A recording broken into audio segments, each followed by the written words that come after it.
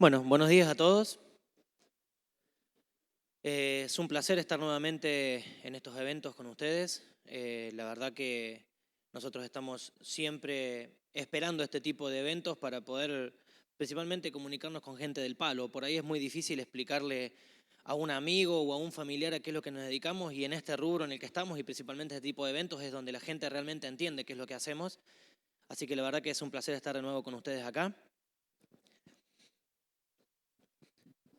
Me presento, mi nombre es Mario, trabajo para MKE Solutions, trabajo en MKE Solutions. Soy consultor y entrenador de MikroTik ya desde hace varios años.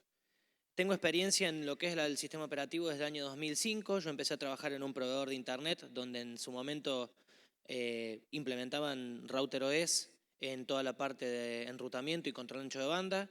Y con el tiempo me fui perfeccionando y profesionalizando un poco más.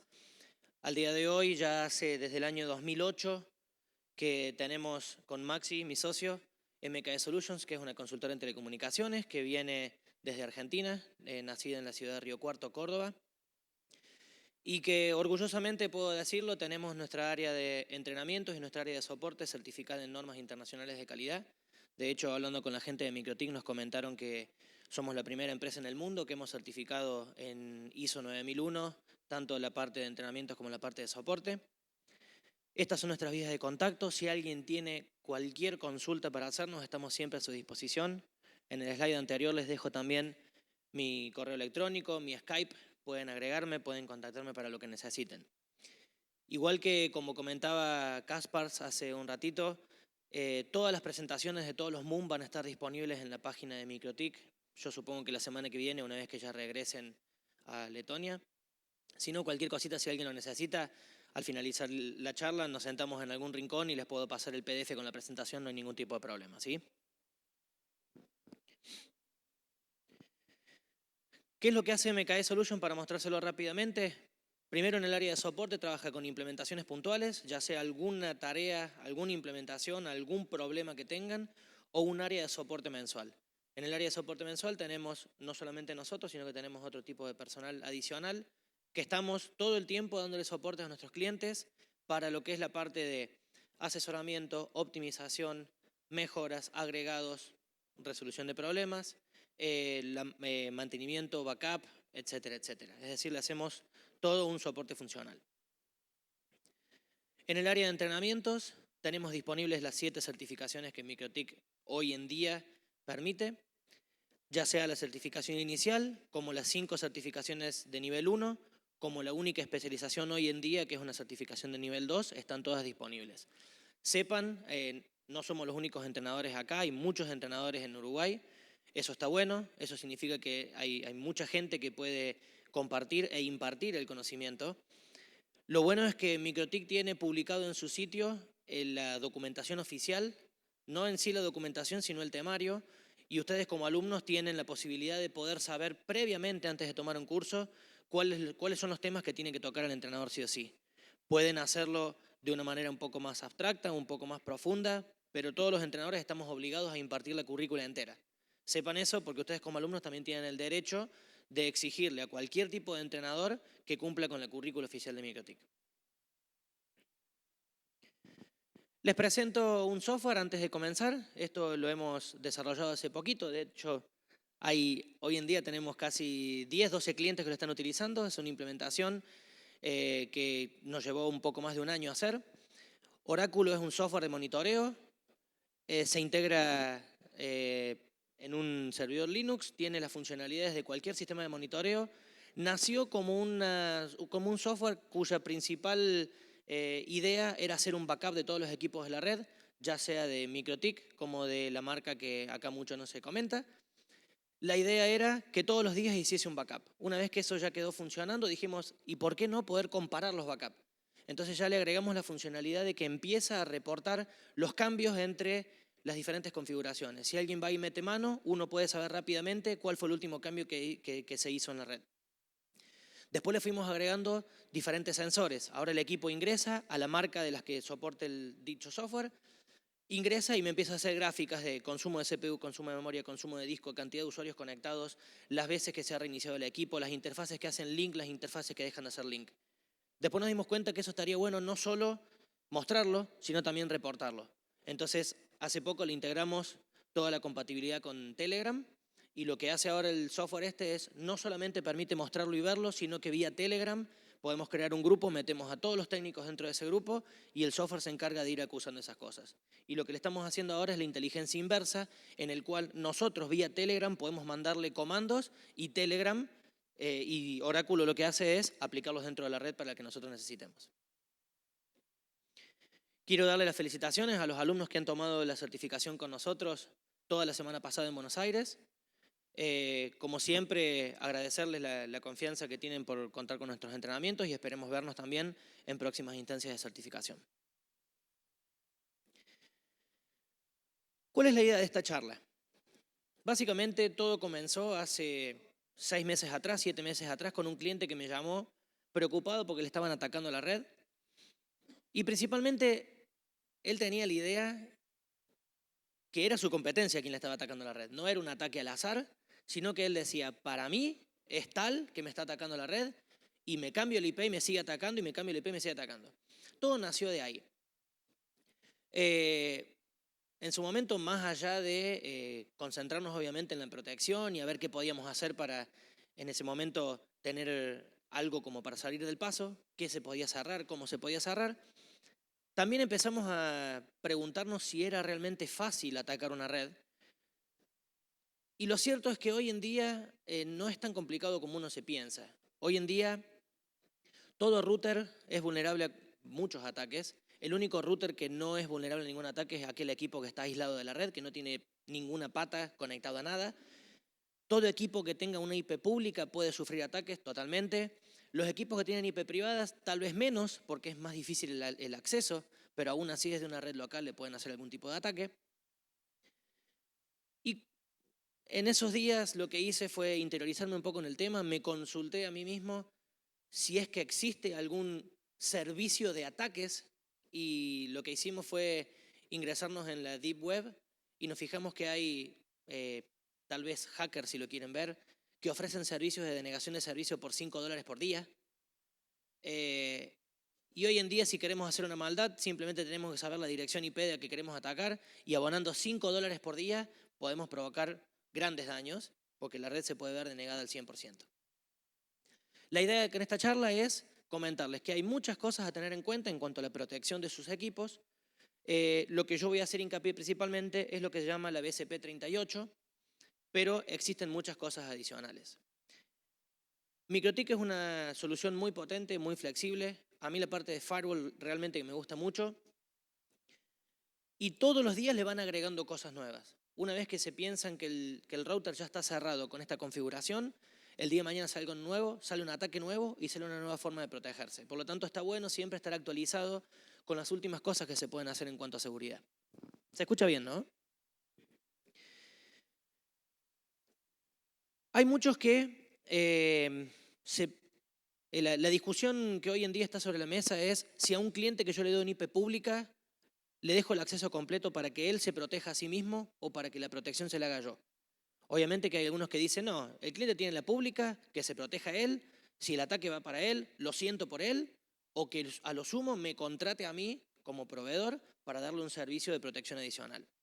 Lo cierto es que más allá de eso, los clientes por ahí no están al tanto de ese tipo de ataques y lo sufren el ataque, y no solamente lo sufre el cliente, sino también que lo sufro yo porque el ataque pasa por mí.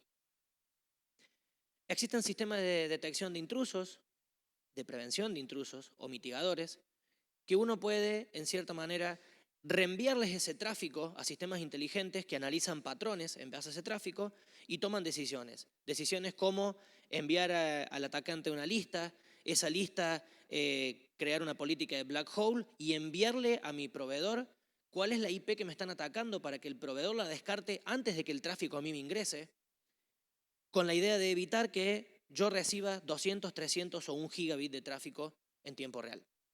¿El cliente queda sin internet? Sí, lamentablemente los sistemas de black hole funcionan de esa manera. Yo no puedo decirle al proveedor, bloqueame la IP que me ataca. Yo lo único que puedo decirle al proveedor es, bloqueame la IP que me están atacando, que es la mía. Entonces el carrier lo que hace es, temporalmente envíe esa IP a una lista negra que se le llama, y todo tráfico que le ingrese a él con destino a mi cliente va a ser descartado. ¿Cuál es lo bueno de esto? Que me evito que a mí, como router de core, me lleguen los 200, 300, 500 o 1 giga de tráfico. Pero mientras tanto el cliente no tiene servicio. Por lo tanto, vamos a tener que rebuscarnos de alguna manera para cambiarle el IP, hacerle un NAT, etcétera, etcétera, para que temporalmente ese cliente tenga internet de nuevo. Y todos aquellos que no tienen la posibilidad de trabajar con BGP, porque hay muchos proveedores chicos que no tienen su sistema autónomo, que no tienen su bloque de direcciones IP, o que no tienen tal vez, o que el proveedor no soporte la parte de comunidades de Black Hole, van a necesitar siempre de ellos, van a necesitar de sus proveedores, aunque sea teniendo una buena comunicación verbal. Si el día de mañana BGP no lo tenemos, no lo podemos implementar o no lo sabemos implementar, nunca está de más un llamado telefónico al proveedor y le decimos, haceme el favor de bloquearme la IP tal porque me están atacando. ¿Es común que pase eso? La verdad que no. No conozco muchos proveedores dispuestos a bloquear lo que un cliente le pida, pero lo cierto es que si yo recibo un ataque de 500 o 1 gigabit por segundo, ese ataque también está pasando por la red del proveedor y está obligando a sus equipos a procesar 500 o 1 gigabit de segundo más en todos sus routers. Por lo tanto, cuando el proveedor entienda esto, también le va a servir a él y él también va a hacer este sistema de bloqueo. Este fue el problema con el que me encontré cuando el cliente me llamó por teléfono hace 7 meses atrás. Me dijo, me está entrando un ataque de aproximadamente 300, 400 megas, tengo más tráfico de lo que habitualmente consumen mis clientes,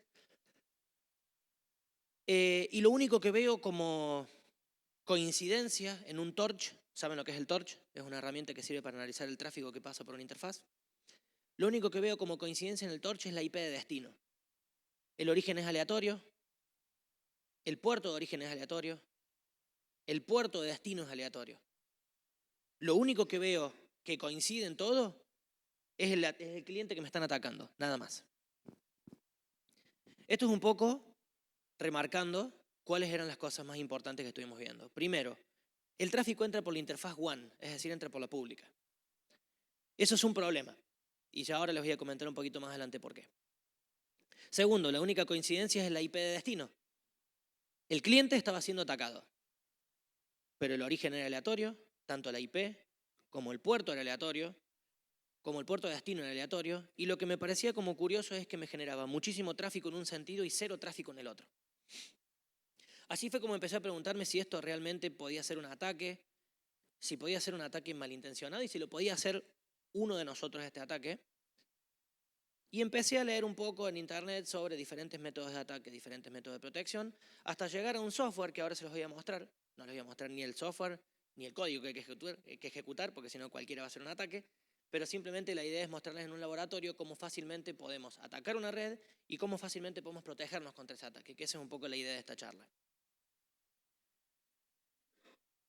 Pero antes de eso vamos a introducir el concepto de lo que es un ataque de negación de servicio.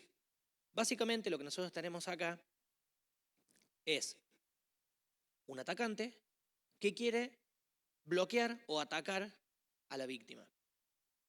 Teóricamente, si ese atacante tuviese 500 megas de tráfico o 1 giga de ancho de banda contratado, podría hacer directamente el ataque. En teoría, si el atacante tuviese 1 giga de ancho de banda, puede provocar ataques a una tasa de 1 giga. ¿Se entiende lo que digo?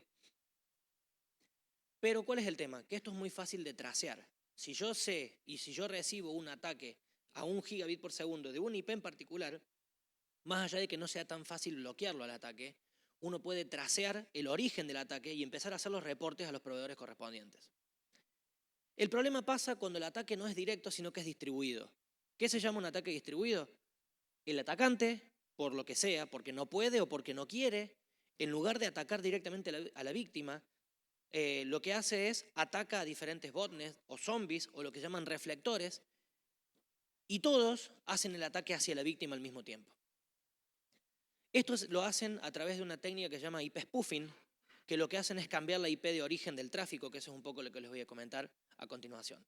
Básicamente lo que hace es lo siguiente: el atacante le envía al reflector una consulta con un IP de origen que él no tiene, sino que la IP de origen es la del cliente. ¿Para qué? Para que cuando el reflector recibe el ataque, se fija quién le hizo la consulta o quién teóricamente le tendría que haber hecho la consulta y la respuesta va hacia el cliente. Si un atacante consigue 15, 200 o 500 máquinas infectadas, en lugar de necesitar 500 megas de ancho de banda, va a necesitar 1 mega de ancho de banda o 2 megas de ancho de banda, porque los ataques a través de UDP, que son los más problemáticos y los más difíciles de protegerse, tienen un alto factor de amplificación. ¿Qué significa esto?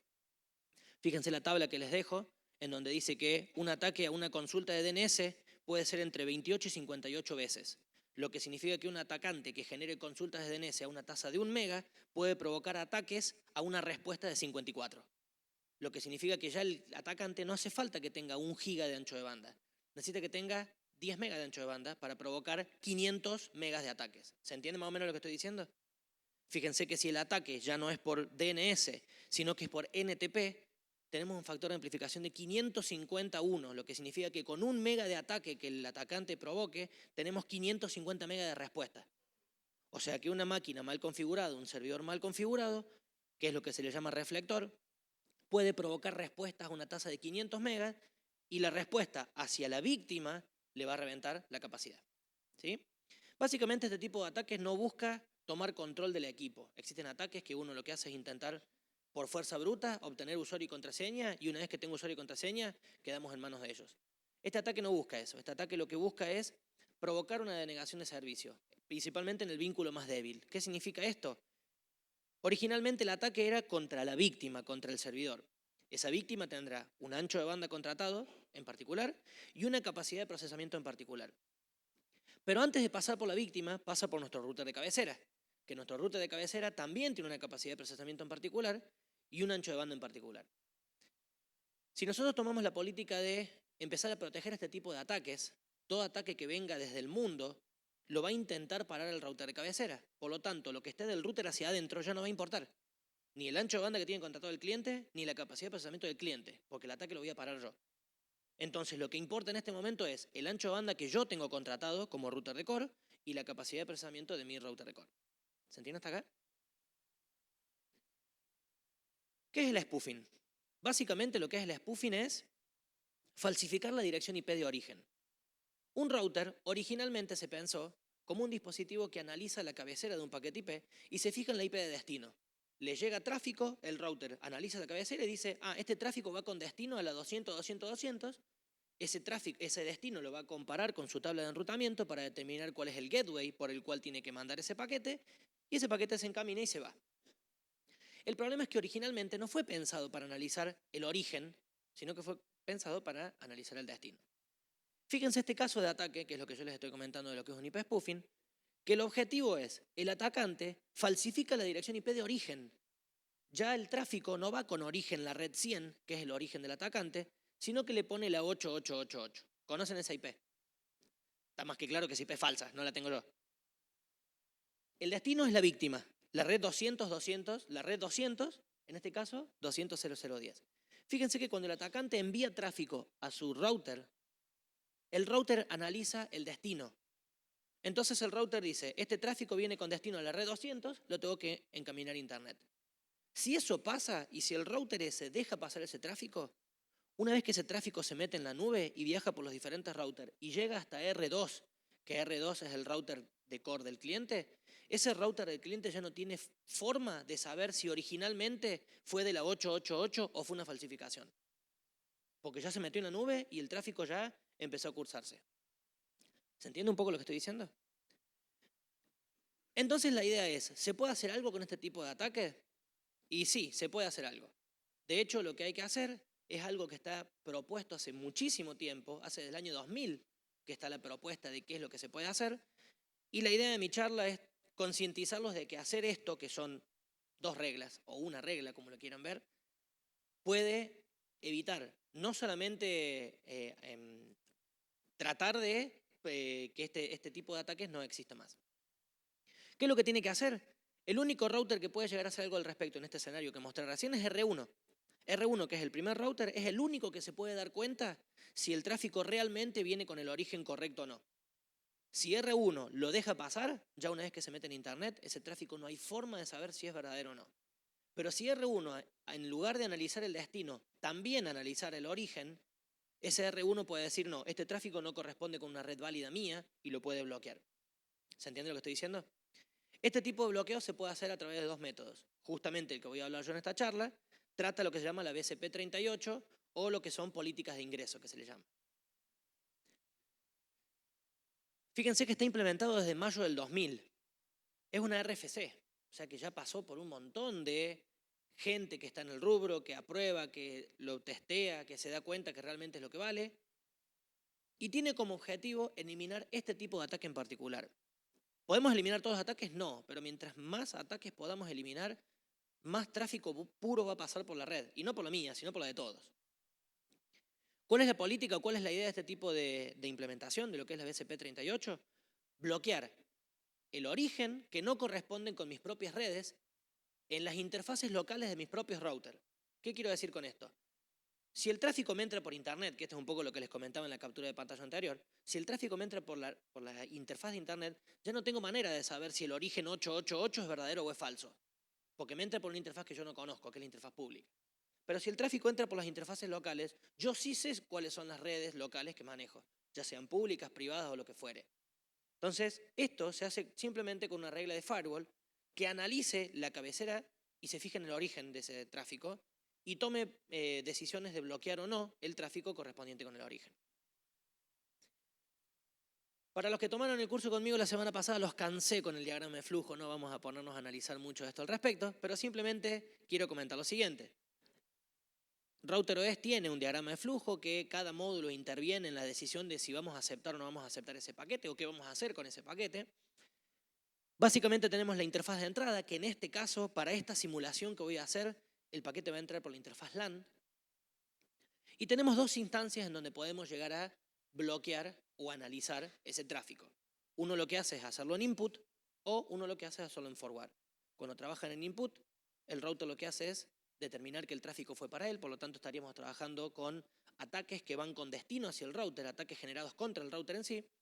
Y en forward analiza todo el tráfico que lo atraviesa, por lo tanto uno estaría determinando o estaría detectando ataques que vayan hacia internet o de internet hacia la red local o desde un cliente hacia una DMZ. Al punto que voy es que uno normalmente acostumbra a trabajar con reglas de filtrado tanto en los chain de input como en los chain de forward. ¿Cómo se hace el filtrado? Fíjense que la lógica es muy simple, realmente no tiene mucha ciencia. Lo que uno tiene que hacer es crear una regla que diga todo tráfico que ingrese por la interfaz LAN, que son las interfaces que el router sí conoce, y que no corresponda con un origen de redes locales, es decir, que el router, que tráfico que ingrese por una interfaz con una IP que él no tiene o que él no conoce, esa lista de redes locales la vamos a estar definiendo nosotros y vamos a estar cargando dentro de la lista de redes locales nuestras propias direcciones IP, lo descarta. Fíjense que la lógica es bien simple.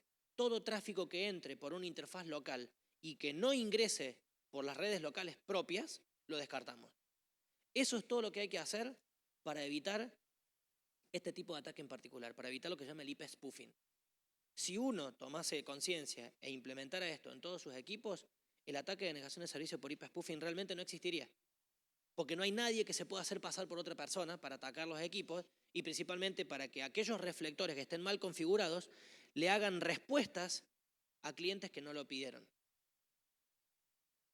Esto es un poco en consola, cómo se hacen las reglas son bastante simples, tienen la misma lógica que les estaba comentando recién.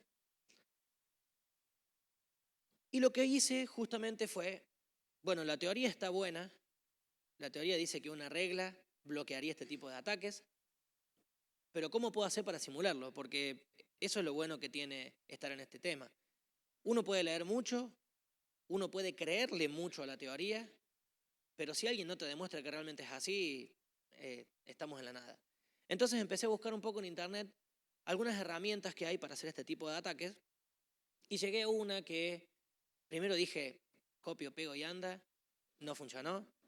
Estuve un par de días hasta tratar de compilarlo como tiene que ser. Realmente no tiene mucha ciencia, pero tampoco es copiar, pegar y funciona. Y lo bueno es que logré simular exactamente el ataque que este cliente estaba sufriendo. La única diferencia es que en este caso el ataque lo hice desde una interfaz local y no desde una interfaz pública. La ventaja de hacerlo desde una interfaz local es que lo puedo detectar y lo puedo bloquear. Si lo hago desde una interfaz pública, si el tráfico ingresa por una interfaz pública ya no hay nada que hacerle. En ese caso, antes de continuar, les comento, el cliente lo que tuvo que hacer es lo que les dije recién. Llamó al proveedor, porque él no trabajaba con BGP, llamó al proveedor y le pidió por favor que bloqueara el tráfico con destino hacia el cliente que estaba siendo atacado. Le dijo el proveedor, ¿estás seguro? Sí, sí estoy seguro, no me queda otra. Automáticamente el proveedor hizo eso y a él le bajó la velocidad del ancho de banda usado de algo de 500 megas a 250 megas. Es decir, tenía una tasa de 250 megas de ataques en la interfaz pública. ¿El cliente se quedó sin internet? Sí, tuvimos que hacer un masquerade, tuvimos que ir a la casa del cliente, cambiarle el IP temporalmente, lo que fuere, pero fue la única que tuvimos que hacer. ¿A qué voy con esto? Que no todos los ataques se pueden parar y no todos los ataques se pueden evitar. Este tipo de ataque, más allá de que el router bloquee el ataque en sí, no puede evitar que el tráfico le siga llegando. Que eso es un poco lo que pasaba en este caso. Le saturaba la velocidad contratada. El cliente no tenía el ataque porque el router lo frenaba, pero le saturaba la velocidad contratada y eso provocaba una denegación de servicio no solamente para el cliente, sino para toda la red.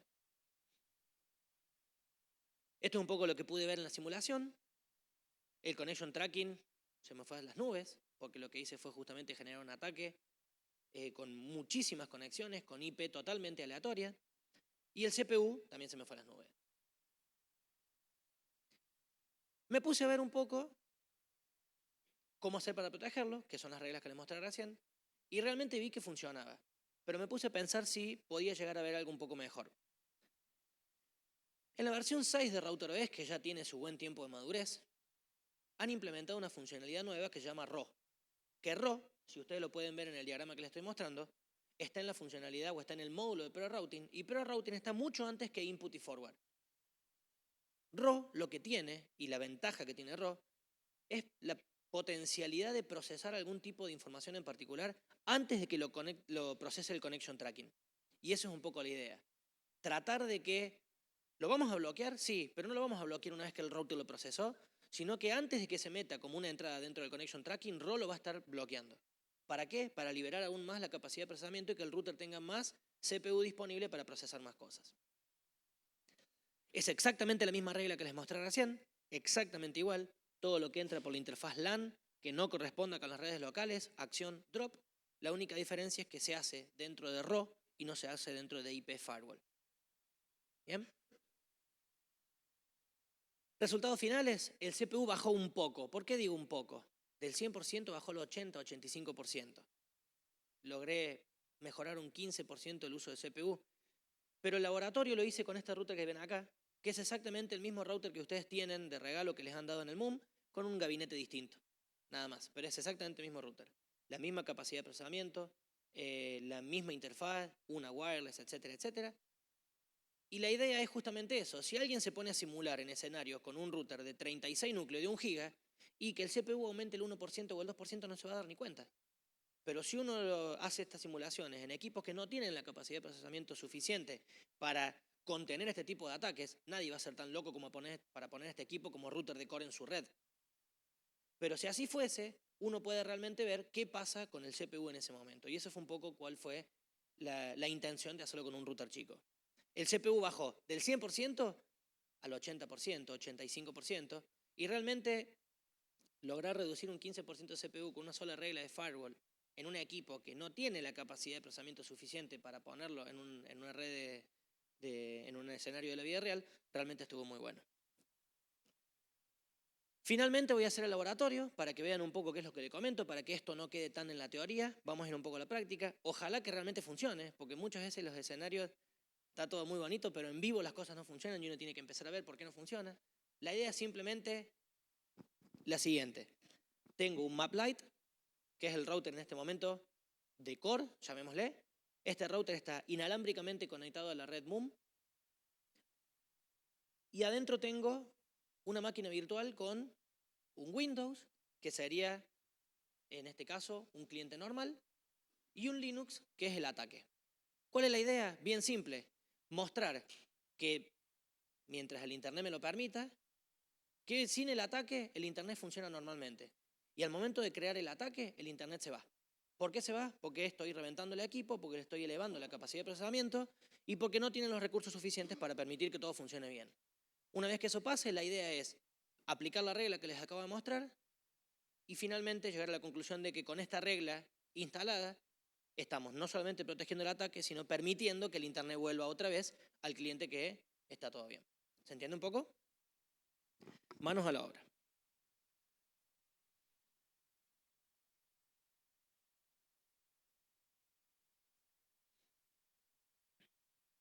Yo teóricamente tengo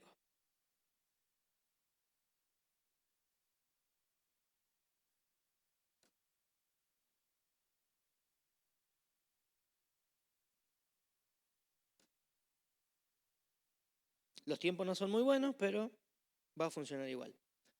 Este es el ping que tengo en este momento hacia Google cuando el ataque no existe.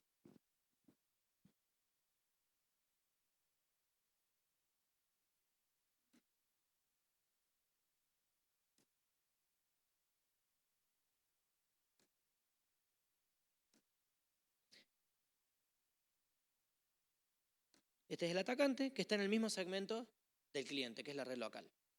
Y este es el router que temporalmente, la regla que les acabo de mostrar, está desactivada. ¿Bien? ¿Cuál es la idea?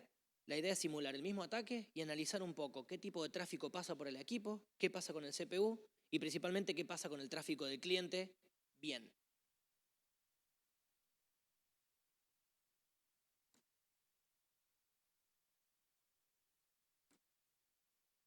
Fíjense que estoy haciendo el ataque.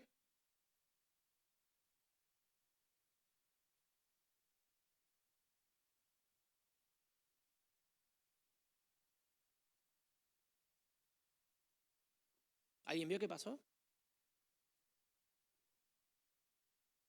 No solamente se cayó el internet, sino que como bonus reinicié el equipo. Y ahora les voy a mostrar por qué.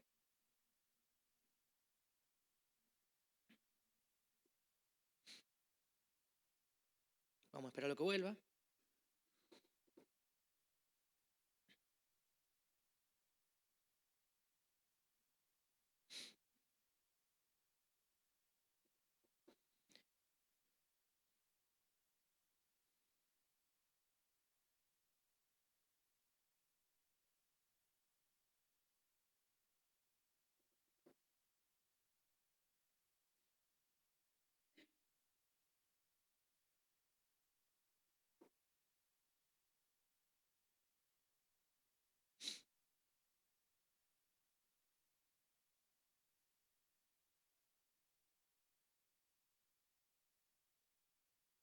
En teoría ya debería haber vuelto.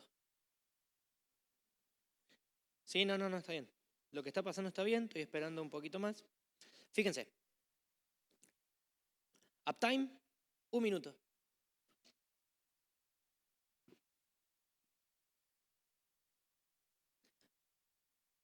No solamente logré provocar una negación de servicio en el cliente, sino que volteé el equipo. Y esto fue algo que sorpresivamente lo encontré después de haberlo simulado porque la verdad que no me lo iba a imaginar. ¿Qué significa esto en realidad? Básicamente lo que dice esto es que llené la tabla de connection tracking, el router se quedó sin memoria para continuar con las entradas dentro del connection tracking y lo que hizo el router fue reiniciarse. Da un error justamente de no tengo más memoria, no tengo más capacidad. Fíjense que con un ataque en un routercito de 25 o 30 dólares podemos llegar a provocar una denegación de servicio que es bastante importante. El ataque lo corte. Y a menos que MikroTik me haya bloqueado por hacer el ataque, vamos a simular que Google lo tengo acá. El internet tiene que volver de nuevo. ¿Qué voy a hacer ahora? Ahora voy a hacer el ataque, pero con la regla de firewall activada. Fíjense que la regla dice exactamente lo mismo que les mostré recién. Dice todo tráfico que ingrese por la Ethernet, que no, sí. ¿Memoria RAM? Ponemos.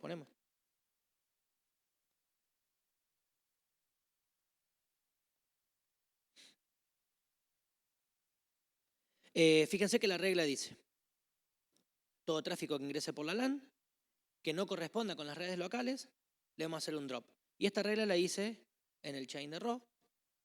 Y dentro de redes locales tengo justamente el segmento de red permitido. ¿Bien? Lo primero que quiero que vean es esto. Vamos a hacer un torch sobre la interfaz local.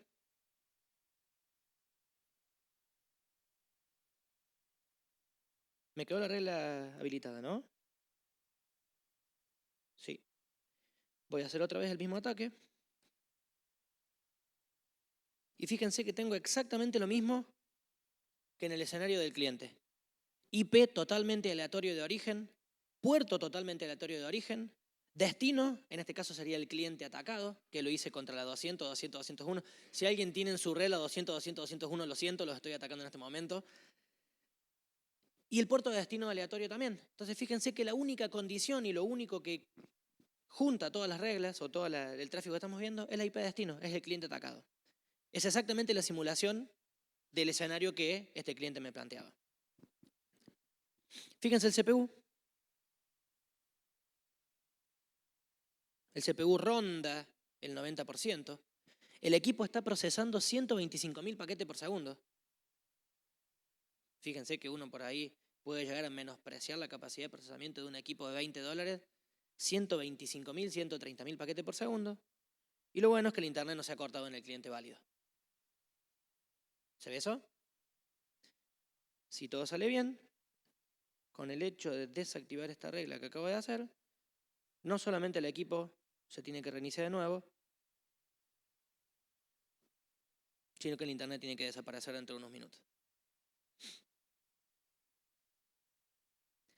¿Se ve? Este es un poco la idea de esta charla. Ya está, se reinició el equipo. Esta es un poco la idea de esta charla. Esta charla tiene como propósito simplemente concientizarlos de que hacer una simple regla de firewall en sus equipos, ¿sí?, puede protegerlos no solamente contra un ataque de negación de servicio de este tipo, al equipo en sí, sino evitar que ese ataque se meta en el internet y sirva para atacar a otros clientes más. Y como les decía anteriormente, si este ataque realmente, si estas reglas las implementásemos en todos los routers de todo el internet, sería totalmente imposible que nos hagan este tipo de ataques. Primero, ¿esta es la solución para todo? No, por supuesto que no. Hay un montón de ataques distintos, hay un montón de técnicas de protección diferentes. Lo único que va a evitar esto es el ataque de negación de servicio por IP spoofing, que se le llama, que es cuando las IP no corresponden con el segmento verdadero porque han sido falsificadas. Si el ataque viene desde una IP de origen válida, ¿lo va a dejar pasar? Sí, totalmente. Pero como les dije al principio de la charla, la idea es poder tracear realmente de dónde proviene el ataque. Porque una vez que identifiquemos que realmente es X quien me está atacando, empezaremos a reportar a los diferentes proveedores para que el proveedor que le da servicio a X tome la política correspondiente. Pero si esa IP se disfraza y sale con otra, ya no tengo forma de saber quién me atacó, por lo tanto, no se puede hacer nada al respecto. Obviamente que tener esa regla puesta cuando el tráfico es normal, es totalmente insignificante el aumento de CPU. Uno puede decir, pero una regla más de firewall es más procesamiento en el equipo. Mientras el tráfico sea normal y no existe el ataque, es totalmente insignificante tenerla o no tener la regla. Pero cuando realmente tenemos este tipo de ataques, dependiendo de la capacidad del equipo, porque es un equipo más chico, pero un RB, un JAPA-C porque lo probé, un RB 3011 que los probé, ya no se reinician. El CPU se va al 100%, sí, pero el equipo ya no se reinicia. Y como les decía anteriormente, si todos tomásemos la política de implementar esta regla, algunas será un poco más difícil, otras será un poco más fácil, porque va a depender de cuántos segmentos tienen. A lo mejor me puede decir, no, pero yo no tengo una red local, tengo 52. Habrá que poner a 52 redes dentro de la lista, no importa. Pero una vez que tengan la gimnasia de poder hacer esto, podemos evitar este tipo de ataques, no solamente para evitar que mi red esté más limpia, sino para evitar que desde mi red hagan ataques de negación de servicio a otras redes. ¿Bien? Les dejo un poco la bibliografía de lo que estuve consultando para poder hacer esta implementación y para poder hacer esta charla. Y principalmente mis datos a continuación, cualquier cosa que necesiten, a disposición siempre. ¿Sí? ¿Alguna pregunta al respecto? Sí, Max. ¿Se lo llevó Caspar? Sí.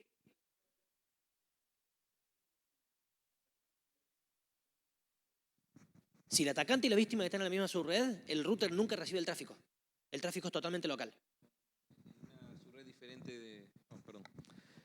Cuando el tráfico está del atacante y del cliente, del atacante y de la víctima, están en el mismo proveedor, tal vez en distintas O sea, subredes. son dos clientes del mismo proveedor, pero de diferente rango de dirección IP.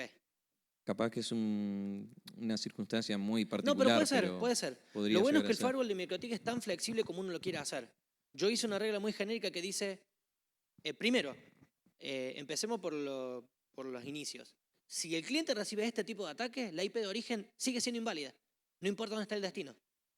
Por lo tanto, si es un ataque por IP spoofing, cuando el tráfico le llegue al router, no importa hacia dónde va, es una IP inválida, lo va a bloquear igual. Ya si es otro tipo de ataque, son otro tipo las políticas de implementación que tenemos que implementar. La idea que muchos por ahí toman como norma general en los ISP es que entre clientes no se vean. ¿Sí? Es decir, que hacer una regla general tanto en los access point para que no se vean a nivel inalámbrico entre dos clientes que forman parte del mismo access point, en los switches para evitar que el switch te permita la conmutación de tramas entre clientes que están dentro de la misma red interna, y principalmente en el router de core para evitar que a nivel de IP no se vean entre ellos.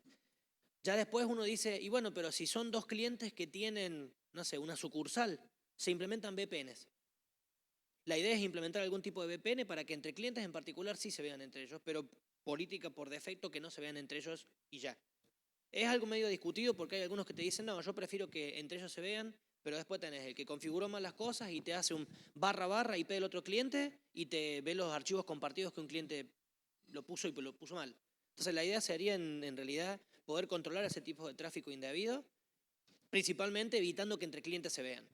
Y como te dije recién, más allá de que este tipo de ataque sea improbable que dentro de la misma red ocurra, puede darse el caso, pero si pasa este ataque en particular, la IP de origen sigue siendo falsa.